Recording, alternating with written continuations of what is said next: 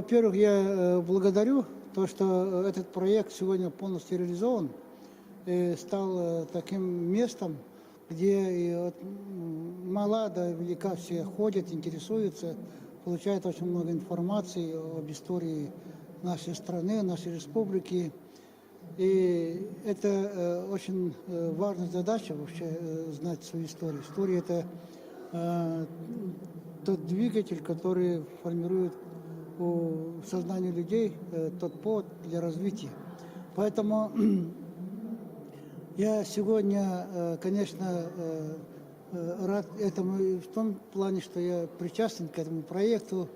И самое главное, коллектив, который работает в этом парке, они очень ответственно ко всему этому относятся. И они стали одним из лидеров из таких парков в Российской Федерации. Даже свидетельством тому является, что недавно 10-миллионный посетитель комплекса таких парков был отмечен в нашей республике, в республике Саха-Якутия. Это очень много говорит. Здесь, когда я вкратце познакомился, речь идет не только о тех или иных экспонатах на современном лад, а именно проведение мероприятий, которые связаны с нашей историей, с нашей жизнью сегодняшней.